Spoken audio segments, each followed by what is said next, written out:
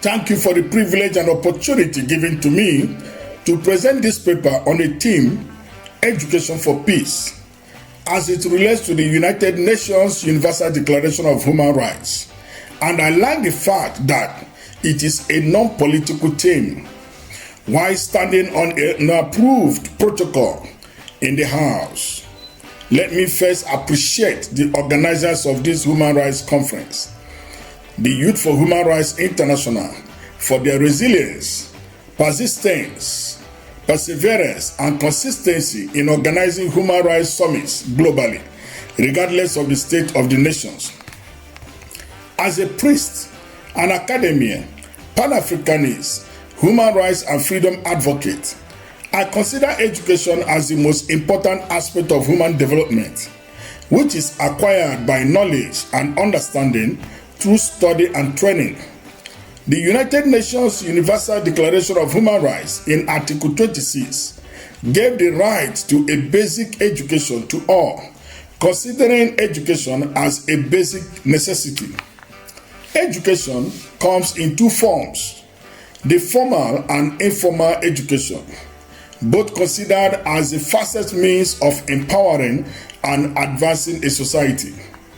Every nation and society are expected to have its curriculum on basic education, the most important being their historical background and their basic rights of existence. In other words, people or nations should practice what they know best in accordance to their culture. This invokes the principle of natural justice. There is a global saying that a people who do not know where they come from will not know where they are going. Knowing where you come from is part of a history that should be taught in schools as part of an academic curriculum. Our true histories, cultural and religious origin, unfortunately, was destroyed and even removed from the school's curriculum and replaced by a mythical fabrication of the colonial masters. Lord Macaulay, while addressing the British Parliament in 1835, said, "I have traveled across the length and breadth of Africa, and I have not seen one person who is a beggar, who is a thief.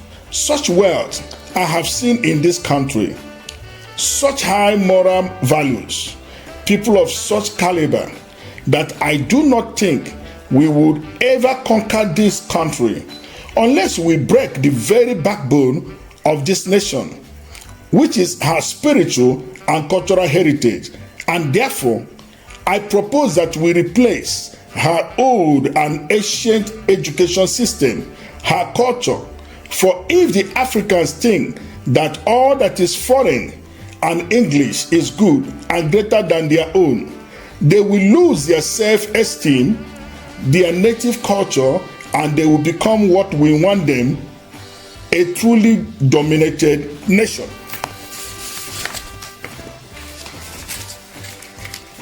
Africans, we are prepared academically to become politicians and employees of cheap labor without practical knowledge of their studies. Whoever that creates and prepares your academic curriculum is aware of the end product of the academic exercise, as it will shape, mold, and fashion your way of thinking and thought actions.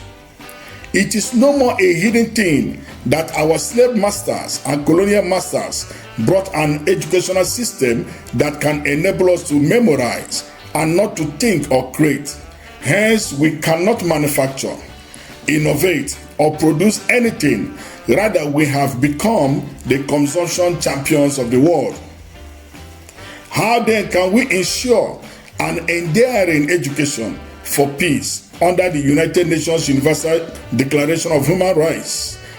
Principles of Article 18, which says, "Everyone has a right to freedom of thought, conscience, and religion. This right includes freedom to change his religion or belief, and freedom either alone or in community with others, and in public or private, to manifest his religion or belief in teaching, practice, worship, and the observance. Unquote. Article 29 of the Universal Declaration of Human Rights on Responsibility can proffer that solution. We have a moral duty to other people to tell the truth, and this truth has an inherent ability to heal wounds and bring an enduring peace.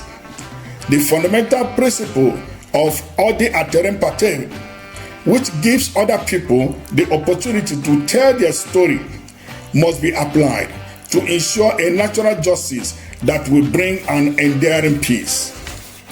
Dr. Patrice Lumumba, a great African apostle, once said, I quote, "We must set ourselves to search ceaselessly for truth in all its forms.